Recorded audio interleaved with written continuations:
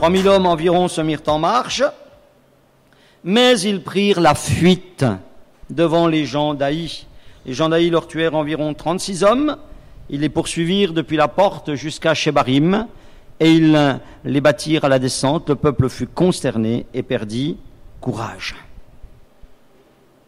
On s'attendait à une victoire, et voici, on a trouvé une défaite. Et nous l'avons vu la semaine dernière, que la cause principale de la défaite avait été le péché d'un homme qui s'appelait Akan. Qu'avait fait Akan? Il avait pris du butin dans la ville de Jéricho. Il avait pris un manteau, de l'argent, des lingots d'or, alors que Dieu avait dit, vous ne prendrez rien dans la ville de Jéricho. Alors, lorsqu'ils sont montés contre Haï, eh bien, ça a été la défaite. Et Josué a donc dû régler le problème du péché avant de pouvoir reprendre sa marche en avant. Et vous savez, c'est toujours comme cela qu'il faut faire. C'est toujours comme cela qu'il faut faire. Il faut, quand on veut être dans la victoire, ou vivre des victoires, il faut premièrement sortir du péché. Il faut d'abord sortir du péché. Et quand on est sorti du péché, on peut ensuite sortir de la défaite et entrer dans la victoire à nouveau. Et c'est là le but de ce troisième lève-toi. Alors, nous remarquons, lorsque nous lisons le premier verset du chapitre 8, ce que nous avons lu en introduction, nous remarquons là que Dieu n'a pas dit seulement à Josué, lève-toi. Il lui a dit deux choses auparavant. Il lui a dit d'abord, ne crains pas, ne t'effraie point. Et puis il lui a dit ensuite, prends tous les gens de guerre. Et en troisième lieu, une fois qu'il lui a dit ça, il lui dit, lève-toi. C'est-à-dire que Josué pouvait se lever et monter contre Haï et posséder Haï à la condition que les deux premiers points soient accomplis. Cela signifie que pour entrer dans la victoire, il faut nécessairement, de notre part, toujours un changement d'état d'esprit et de façon de penser. Parce que, qu'on le veuille ou pas, le péché, la défaite, ça nous donne un état d'esprit. Ça nous donne une façon de penser. Et avec cet état d'esprit, cette façon de penser, il est difficile de renouer avec la victoire. Premier élément de cet état d'esprit qui vient directement de la défaite, c'est la crainte. Ici, Dieu trouve bon de dire à Josué, ne crains point, ne t'effraie point. Pourquoi? Si ce n'est parce qu'il est effrayé. Si ce n'est parce qu'il a de la crainte. Je vous rappelle que Dieu avait déjà dit cela à Josué au moment de passer le Jourdain. Nous avions lu au chapitre 1 au verset 9. Ne t'ai-je pas donné cet ordre? Fortifie-toi, prends courage, ne t'effraie point et ne t'épouvante point, car l'Éternel ton Dieu sera avec toi dans tout ce que tu entreprendras. Et nous avions vu là, eh bien, qu'il y avait des raisons d'être dans la crainte, parce que Dieu l'appelait à entrer dans un pays et cela lui semblait impossible. Il avait derrière lui 2 millions d'hommes à tirer. Il y avait, c'était vraiment de grandes difficultés qui avaient de quoi remplir de peur. Vous savez, la peur, c'est quelque chose de naturel à l'homme. La peur, c'est quelque chose de normal. Nous avons des peurs. Mais si la peur devient un état intérieur, si ça devient un état d'esprit, alors elle va nous paralyser et elle va nous empêcher d'aller de l'avant. Il fallait donc, pour que Josué puisse se lever et monter contre Haï, il fallait qu'il se libère de sa crainte intérieure. Et je me suis posé cette question, mais qu'est-ce que Josué pouvait craindre? Qu'est-ce qu'il craignait? Alors on peut imaginer des tas de choses. Vous savez, les craintes, et je pense que vous en savez quelque chose, les craintes, ça pousse comme les mauvaises herbes. Ça pousse partout et en tout temps. C'est pas difficile pour qu'une crainte jaillisse dans notre cœur, dans notre pensée. Et je pense que Josué peut-être craignait un nouvel Akan à chaque fois. Pourquoi? Eh bien, parce que quand vous avez derrière vous des centaines de milliers d'individus, il est toujours facile que vous en ayez un ou deux qui ne suivent pas les consignes. Et je vois que là, eh bien, c'est certainement une manière d'enlever cette crainte que Dieu a, parce qu'au verset 2, il dit, tu traiteras Haï et son roi comme tu as traité Jéricho et son roi, seulement vous garderez pour vous le butin. Voilà. C'est une manière d'évacuer ce risque. Ne crains pas cela, parce que s'il garde le butin, eh bien, c'est pas grave. Peut-être que Josué avait une autre crainte, c'est que la réparation du premier péché ne soit pas suffisante. Eh bien, il ne soit pas rentré pleinement en bénédiction avec Dieu. Peut-être Josué craignait l'impatience du peuple, ou encore sa colère après la lapidation d'une famille en Israël. Peut-être, il s'est dit, mais peut-être que le peuple va trouver que c'est exagéré, qu'on fait marcher, qu'on met devant nous des richesses, on n'a pas le droit de les prendre. Peut-être qu'il avait la crainte de faire à nouveau un saut de 40 ans en arrière et de se trouver aéré comme c'était arrivé, parce que quand le peuple avait buté devant le pays promis la première fois, Dieu s'est fâché, il a dit, bon, puisque c'est comme ça, vous avez tourné 40 ans dans le désert. Il a peut-être eu peur que tous les efforts, tout ce qui avait été acquis jusque-là soit anéanti, eh bien simplement parce que le peuple refusait d'obéir comme Dieu le demandait. Peut-être il avait peur simplement aussi de la puissance de ses ennemis. Je pense qu'il y avait bien des raisons, bien des choses qui pouvaient remplir Josué de crainte. Et en tous les cas, je vois que ces craintes, elles étaient suffisamment présentes, suffisamment fortes en lui pour que Dieu lui trouve nécessaire de lui dire « ne crains pas ». Et on voit une chose qui est importante, qui est valable pour nous, qui est valable pour tous les temps, eh bien c'est que la victoire à l'extérieur, la victoire contre Haï, elle passe nécessairement par une victoire à l'intérieur. Vous avez ici un grand principe divin, un principe chrétien, c'est que la marche victorieuse de Dieu, elle va toujours de l'intérieur vers l'extérieur. Je répète, la marche victorieuse avec Dieu, elle va toujours de l'intérieur, d'un processus qui commence à l'intérieur et qui va à l'extérieur. C'est l'enseignement de Jésus. Jésus un jour va dire, nettoie premièrement l'intérieur de la coupe et du plat, afin que l'extérieur devienne net. Alors quand Jésus dit cela, il ne donnait pas là des conseils pour faire la vaisselle. Hein? Vous doutez bien que, eh bien, ce qu'il disait là, eh bien, ça visait plutôt des choses spirituelles. Et effectivement, puisque dans le même passage, il commence à dire, c'est du dedans, c'est du cœur de l'homme que viennent les adultères, les mauvaises pensées, les mauvais désirs, etc. Et c'est ça qui sort et qui souille l'homme. Nettoyez premièrement l'intérieur de la coupe, l'intérieur du plat, et vous verrez, l'extérieur deviendra net. Si ton cœur est un cœur à la gloire de Dieu, ton comportement extérieur va devenir à la gloire de Dieu. Donc c'est toujours premièrement à l'intérieur que tu dois agir. Beaucoup de gens s'imaginent, et c'est là un grand défaut chez les chrétiens, qu'ils s'imaginent qu'en changeant l'extérieur, ils iront mieux à l'intérieur. Beaucoup de gens procèdent ainsi. Je vais changer de voiture, de maison, je vais changer d'habit, je vais changer de Kelton, je vais changer. On disait à l'époque de mon temps, voilà. Et on s'imagine que parce qu'on change l'extérieur, on va mieux à l'intérieur, mais c'est pas vrai ça. C'est rarement vrai, parce que notre être extérieur dépend essentiellement de notre relation avec Dieu, et non pas, de notre situation extérieure. Le mouvement victorieux va toujours de l'intérieur vers l'extérieur.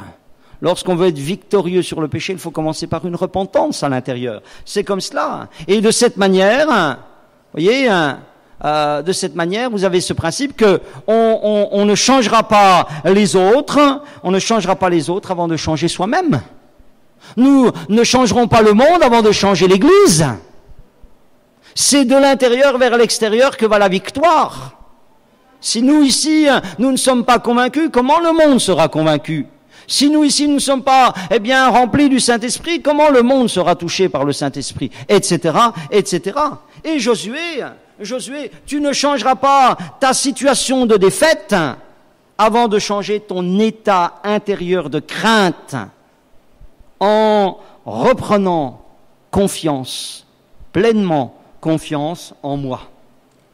Et nous, qu'est-ce qu'on craint? Qu'est-ce qu'on craint, nous? Vous qui êtes là ce matin, qu'est-ce que vous craignez?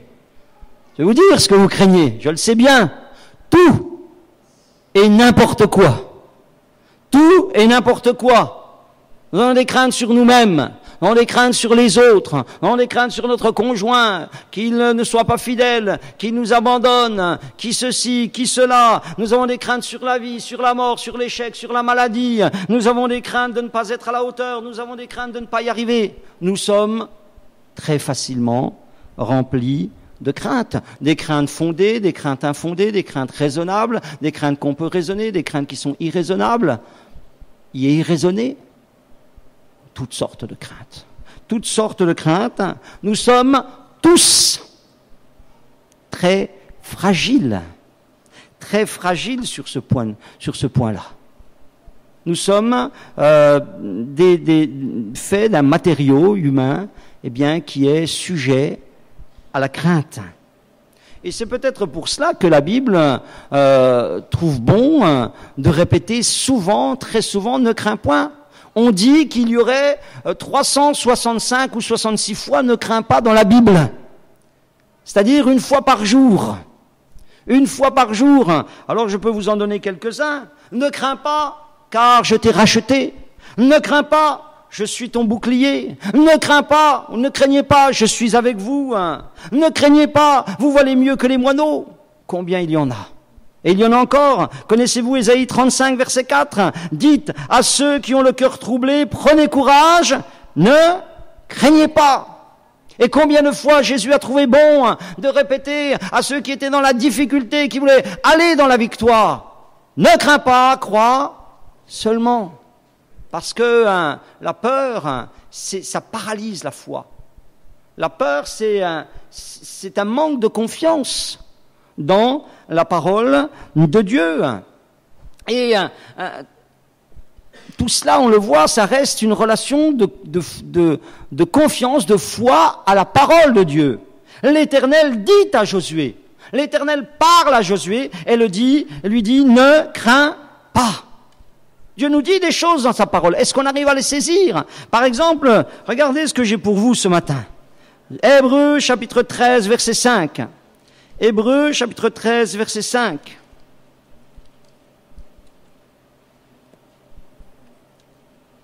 Ne vous livrez pas à l'amour de l'argent. Contentez-vous de ce que vous avez. Car Dieu lui-même a dit, je ne te délaisserai point, je ne t'abandonnerai point. C'est donc avec assurance que nous pouvons dire, le Seigneur est mon aide, je ne craindrai rien. Que peut me faire un homme? C'est donc avec assurance que nous pouvons dire, le Seigneur est mon aide, je ne craindrai rien. Que peut me faire un homme? Amen. Pouvez-vous le dire avec assurance ce matin? Amen. Alors dites-le. Je ne craindrai rien. Je ne craindrai rien, tu es mon aide. Amen. Amen. C'est la parole. C'est si je le confesse, si je le crois, Dieu, tu l'as dit, tu ne me délaisserais pas, tu ne m'abandonnerais pas. Qu'est-ce que j'ai d'autre que ta parole? Je n'ai que ta parole. C'est ta parole, c'est ma confiance dans ce que tu as dit qui va enlever mes craintes parce que je crois ta parole. Et vous ne pourrez pas, je ne pourrai pas vaincre le monde extérieur et ses forces terribles, parce qu'il y a des forces terribles dans ce monde. Il y a des puissances terribles de péché, de découragement, de destruction, de mort dans ce monde, et je ne pourrai pas les vaincre avec un esprit fragilisé par la crainte, par le doute, par le découragement. Je ne pourrai pas. Je vais m'écrouler en face de cela. Je vais m'écrouler en face de cela. J'ai besoin de faire une pleine confiance à la parole de Dieu. C'est donc avec assurance que je veux dire, le Seigneur est mon aide, je ne craindrai rien. Alléluia. Et c'est pourquoi, avant de dire à Josué, monte contre Haï, il lui dit, ne crains point, ne t'effraie point. Il faut, que ton esprit, Josué, soit renouvelé dans la foi. Ça, c'est la première chose. Maintenant, voici une deuxième. Quand il lui a dit « ne crains point, ne t'effraie point », Josué ajoute cette chose qui peut peut-être sembler étonnante, parce que peut-être que vous ne voyez pas eh bien, la force du détail, mais il lui dit, prends avec toi tous les gens de guerre. Est-ce que vous savez pourquoi? Parce que tout à l'heure, voilà ce qui s'est passé dans ce que nous avons lu au chapitre 7 et au verset 2. Il dit que lorsqu'ils ont envoyé les espions pour explorer la prochaine ville à prendre, après Jéricho, qui était la ville d'Aï, donc, ils sont montés, ils ont fait un rapport, et voilà ce qu'ils ont dit. Ils revinrent auprès de Josué et lui dirent, « Il est inutile de faire marcher tout le peuple, 2 ou 3 000 hommes suffiront pour battre Haï, ne donne pas cette fatigue à tout le peuple, car ils sont en petit nombre. » Voilà ce que les espions avaient dit, sous prétexte que la ville à prendre était petite. Mais Dieu, je vois là, Dieu s'est opposé à cette mentalité. Prends avec toi tous les gens de guerre. Il a dit, Dieu a dit, la conquête doit se faire avec tous les gens de guerre. Et eux, ils avaient dit, il est inutile de faire marcher tout le monde. Ne donne pas la fatigue à tout le peuple. Et je me demande si dans notre vie, nous n'avons pas des il est inutile que, qui sont ancrés dans nos mentalités et qui ont finalement pour conséquence de nous empêcher la victoire. Nous avons certainement dans nos vies des il est inutile que, qui nous semblent pleins de sagesse, qui nous semblent pleins de bon sens. C'est un petit nombre, c'est une petite ville, ça ne sert à rien de mettre tout le monde en mouvement. Ça semblait plein de sagesse, plein de bon sens. Mais ce sont des inutiles que qui empêchent d'aller plus loin et surtout qui empêchent d'aller dans la victoire. Et je voudrais vous donner ce matin une liste de « il est inutile de » ou « inutile que » j'ai trouvé dans la Bible. Ce n'est même pas des choses que je sors de mon chapeau, de ma tête, comme si je voulais vous les appliquer expressément, mais elles sont dans la Bible. Elles sont dans la Bible, et ce sont des « il est inutile de » ou que qui me sont, s'ils sont dans mon état d'esprit, qui me sont nuisibles.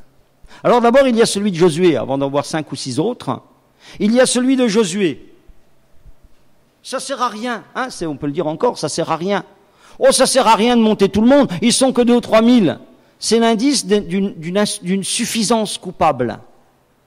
Hein, on est assez fort comme ça. On est assez fort comme ça sert à rien de monter tout le monde, hein, plutôt que vraiment de dépendre de Dieu et de la volonté de Dieu. C'est aussi ici l'apprentissage que Dieu veut engager tout le monde. Dieu veut engager tout le monde.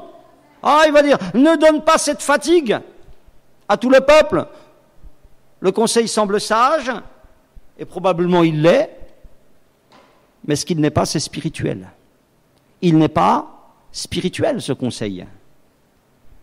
Alors, bien des choses sont fatigantes dans l'Évangile. Les missions, c'est fatigant. Les évangélisations, c'est fatigant.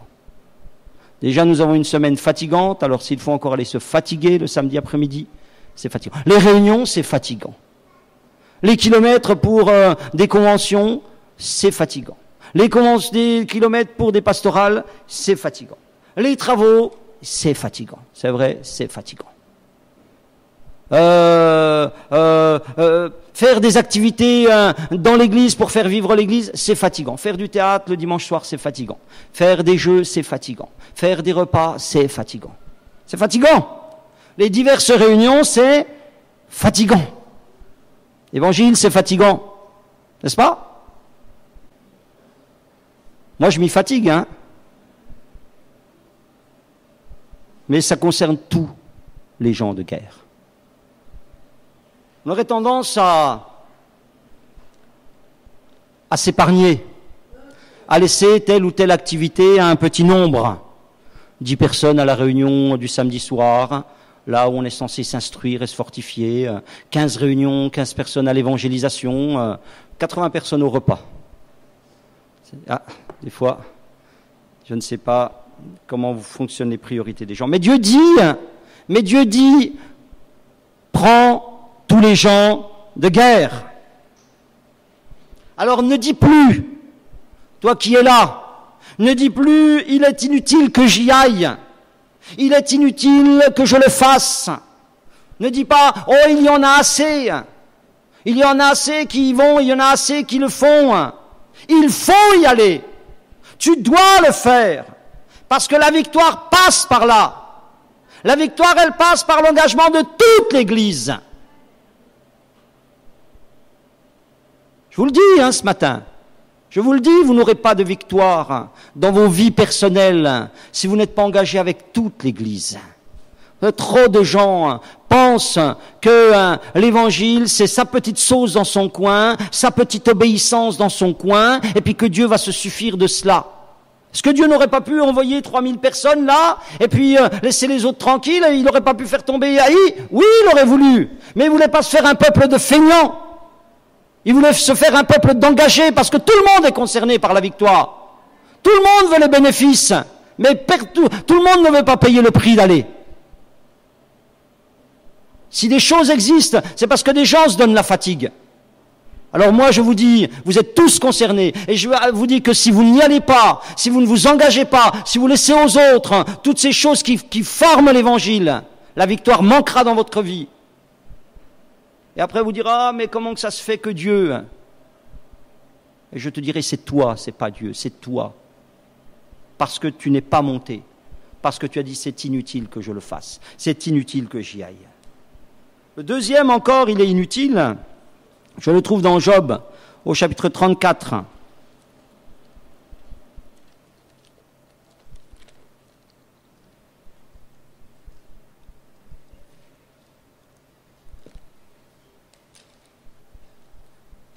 Job, chapitre 34, verset 9. Car il a dit, et c'est Job qui l'a dit, il est inutile à l'homme de mettre son plaisir en Dieu. Job, tu as dit cela? Comment tu as pu faire pour dire cela? C'est pas bien, Job. Tu as dit, il est inutile à l'homme de mettre son plaisir en Dieu. Tu sais très bien, Job, que la parole de Dieu, elle dit par exemple, fais de l'Éternel tes délices et il te donnera ce que ton cœur désire. Et tu diras, mais c'est ce que j'ai fait, pasteur. C'est ce que j'ai fait. J'ai fait de l'Éternel mes délices et il ne m'a pas donné. Ça n'a pas marché. Je n'ai pas reçu selon le désir de mon cœur. Alors maintenant je dis, et j'ai envie de le dire, il est inutile de mettre son plaisir en Dieu.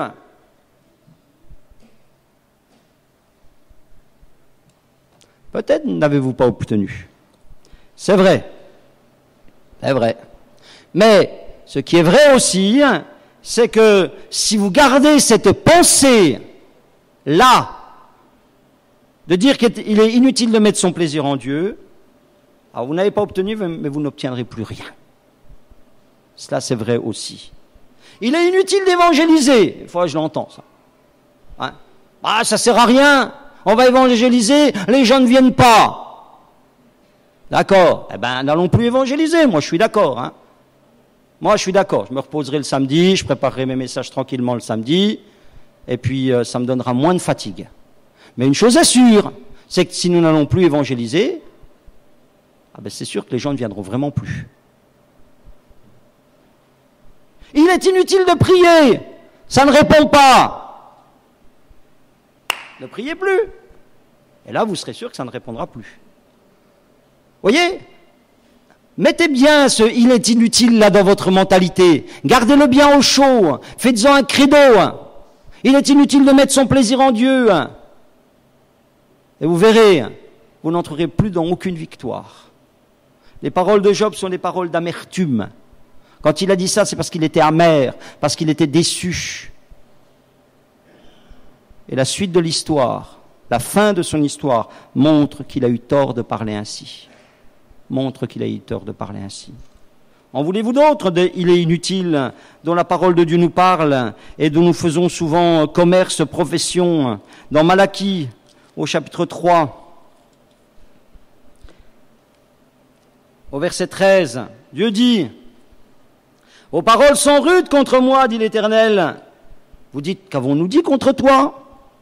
Vous avez dit, c'est en vain que l'on sert Dieu, ou il est inutile de servir Dieu. Qu'avons-nous gagné à observer ses préceptes, à marcher avec tristesse à cause de l'Éternel des armées? Maintenant nous estimons heureux les hautains. Oui, les méchants prospèrent. Oui, ils tentent Dieu et ils échappent. » Alors ceux qui craignent l'Éternel se parlèrent l'un à l'autre. L'Éternel fut attentif et il écouta. Et un livre de souvenirs fut écrit devant lui pour ceux qui craignent l'Éternel et qui honorent son nom. Ils seront à moi, dit l'Éternel des armées. Ils m'appartiendront au jour que je prépare. J'aurai compassion d'eux comme un homme a compassion de son fils qui le sert. Et vous verrez de nouveau la différence entre le juste et le méchant, entre celui qui sert Dieu et celui qui ne sert pas. C'est en vain que l'on sert Dieu. Il est inutile de marcher. Il est inutile de renoncer. Il est inutile d'obéir. Les méchants ne le font pas. Les inconvertis avec lesquels je vis, dans ma famille, dans mon travail, mes voisins ne le font pas et ils prospèrent. Et moi je me fatigue. Aller à l'église le dimanche.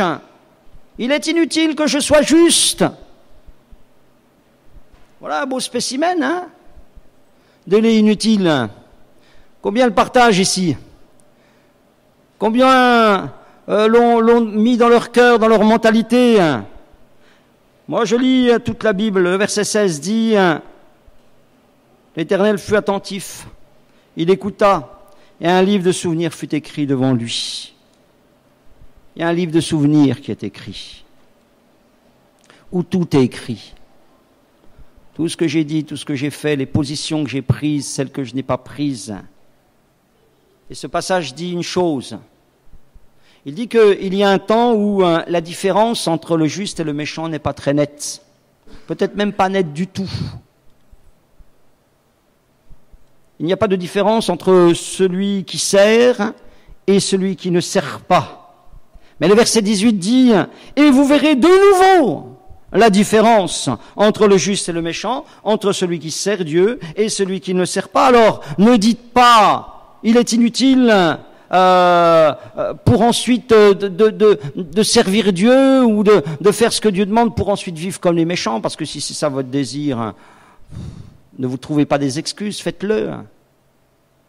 Mais j'aimerais vous dire une chose, il y a une différence, il y aura une différence. Il y aura une différence à la sortie de l'épreuve. Il y a eu une différence lorsqu'en Égypte, la mort est venue sur les premiers-nés. Les premiers-nés d'Égypte ont été frappés, les premiers-nés des Juifs ont été gardés. Il y aura une différence à la sortie de l'épreuve. Il y aura une différence au jour de l'enlèvement. Il y en a qui seront pris et les autres seront laissés. Il y aura une différence au jour de la résurrection des morts. Il y a des gens qui ressusciteront pour la vie et d'autres ressusciteront pour la perdition. Il y aura une différence dans l'éternité. Il y a des gens qui seront pour toujours avec Dieu et il y a des gens qui seront toujours éloignés de Dieu et dans les tourments. Il y aura une différence. Il y aura de nouveau, vous verrez de nouveau la différence entre celui qui sert ou celui qui a servi et celui qui n'a pas servi. Attention. Attention à dire ça ne sert à rien. Ce sont des choses qui entrent dans nos mentalités, nous amènent à vivre d'une certaine manière. Ça sert à rien. Ça sert à rien que je marche, ça sert à rien que je lutte, ça sert à rien que je prenne des positions. Si ça sert à rien, je les prends pas. Si je ne les prends pas, il faut bien que je remplisse ma vie d'autre chose. Je vais la remplir de mondanité, je vais la remplir de péché, je vais la remplir de toutes sortes de choses. Il n'y a plus de victoire en perspective. Il n'y a que des défaites en perspective. C'est pas fini, hein. Dans Luc au chapitre 7 au verset 6, il est inutile de faire marcher tout le peuple, ont-ils dit. Et Dieu n'a pas accepté cette façon de penser. Luc chapitre 7, verset 6.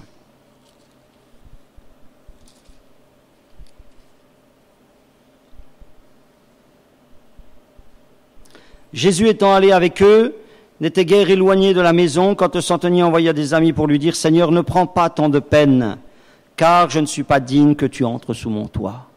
Il n'est pas utile que tu viennes, Jésus.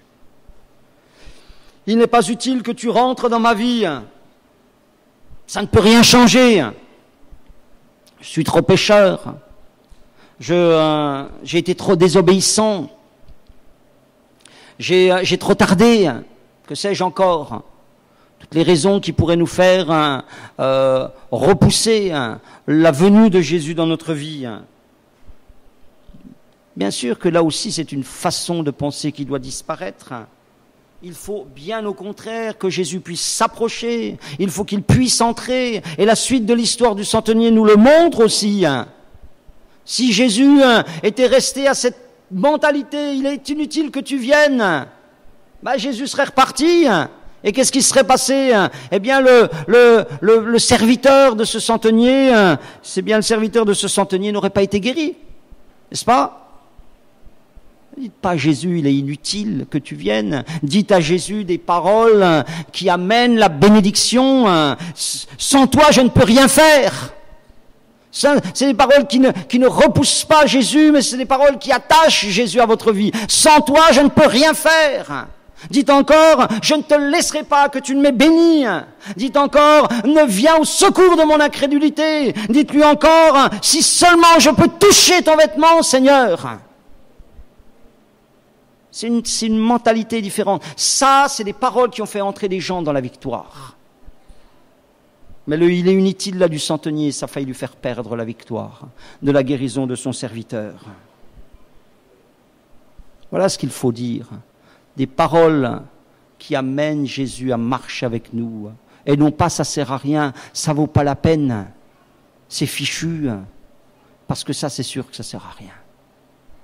En voulez-vous encore? Il est inutile. Il y en a encore dans la parole de Dieu, dans Jacques, au chapitre 3 et au verset 14. C'est une mentalité de l'homme. Ça sert à rien de travailler à l'école. Ça sert à rien de se casser la tête. N'est-ce pas? Eh bien, ne travaillez pas à l'école. C'est pas un problème. C'est pas un problème. Il ne faudra pas venir pleurer après. Vous savez, il y a des mentalités, il faut les casser. Il faut les casser. Josué, il faut que tu casses ta mentalité. Parce qu'avec cette mentalité-là, tu vas te retrouver avec une petite armée de professionnels, et puis pendant que les gens ils iront se casser, ils iront un peu se casser la figure à la bagarre pour essayer de conquérir le pays, eh bien vous aurez tous les autres qui resteront derrière dans des hamacs, eh bien à se dorer la pilule et attendre bien que le pays soit conquis devant eux. Il n'y aura victoire ni devant ni derrière. Nous sommes tous concernés. Tous concernés. Épître de Jacques, chapitre 2, verset 14. Mes frères, que sert-il à quelqu'un de dire qu'il a la foi s'il n'a pas les œuvres? Ou il est inutile à quelqu'un de dire qu'il a la foi s'il n'a pas les œuvres? Et le verset 20, veux-tu savoir, ô homme vain, que la foi sans les œuvres est inutile?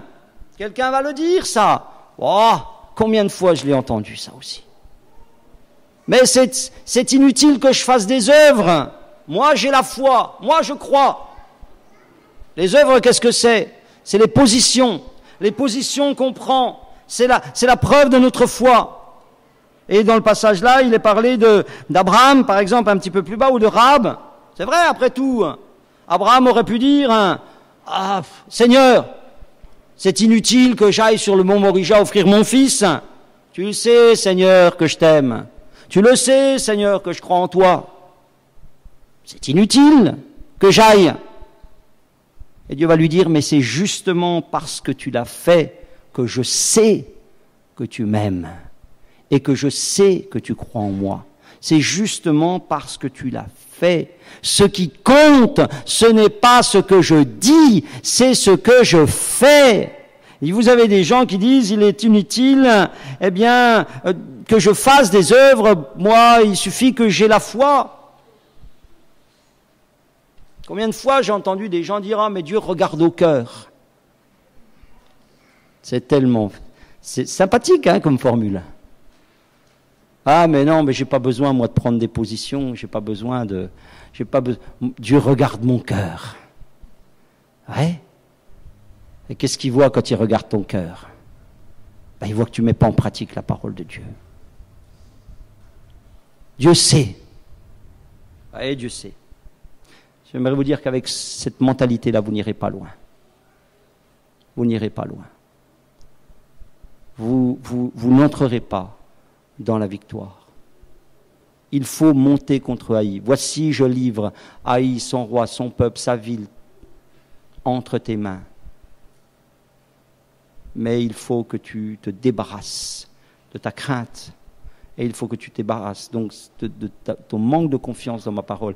Et il faut que tu te débarrasses de ta conception fausse de la manière de vivre ma parole et de vivre l'évangile. J'en ai encore des il est inutile. Encore un. Dans Luc au chapitre 19.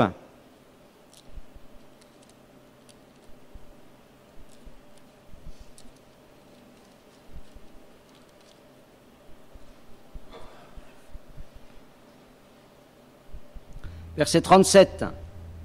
Et lorsque déjà il approchait de Jérusalem vers la descente de la montagne des Oliviers, toute la multitude des disciples saisis de joie se mit à louer Dieu à haute voix pour tous les miracles qu'ils avaient vus.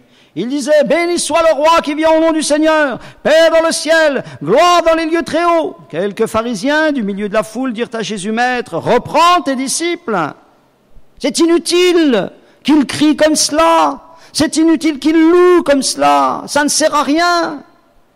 Et Jésus répondit, je vous le dis, s'ils se taisent, les pierres crieront. Il y a des gens qui le pensent, ça. C'est inutile d'ouvrir sa bouche, c'est inutile de crier, c'est inutile de louer. Jésus dit non. Si tu as cette mentalité-là, tu es là, tu viens dimanche après dimanche, tu t'assieds sur ta chaise et tu dis, surtout, j'ouvrirai pas ma bouche, ça sert à rien. Ok, il n'y a pas de problème. Il n'y a pas de problème. Reste dans ta mentalité. Mais il y a des victoires que tu n'auras pas. Il y a des défaites que tu vas connaître. Dieu siège au milieu des louanges de son peuple. C'est la parole de Dieu qui le dit. Il y a des libérations intérieures que des gens n'ont pas parce qu'ils ne louent pas.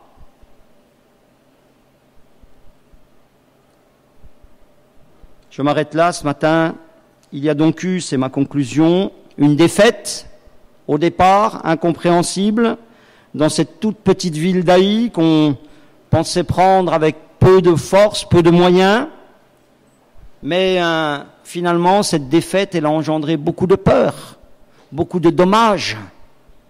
Le péché a amené beaucoup de dommages. Et défaite qui d'ailleurs est venue parce que quelqu'un a pensé, il est inutile de suivre la parole de Dieu à la lettre. En voilà un autre. Akan a dit, mais ça sert à rien. Qu'est-ce que ça peut faire qu'on prenne un manteau et quelques lingots? Ça fait que Dieu n'a pas dit ça. Ça fait que la parole de Dieu, elle est oui et amen. Ça fait que la parole de Dieu, elle n'est pas à géométrie variable selon ma bonne humeur, selon comment moi j'ai bien envie, comment moi je pense.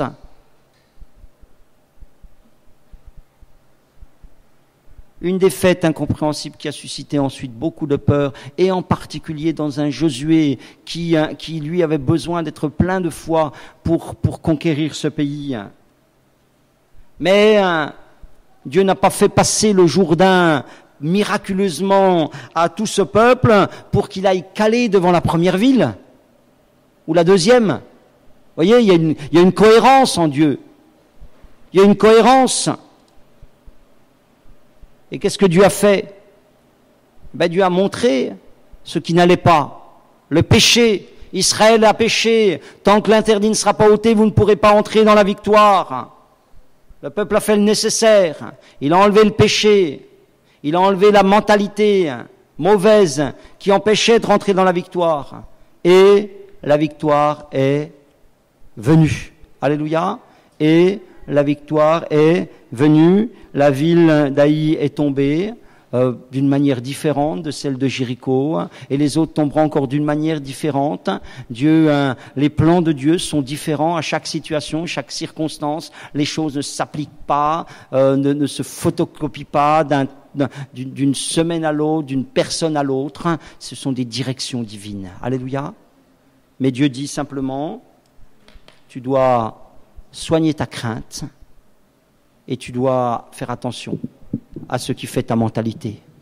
Et si ce matin vous êtes habité par un de ces « il est inutile que », je vous encourage à le déraciner de votre esprit, parce que vous ne pourrez pas entrer dans la victoire. Amen.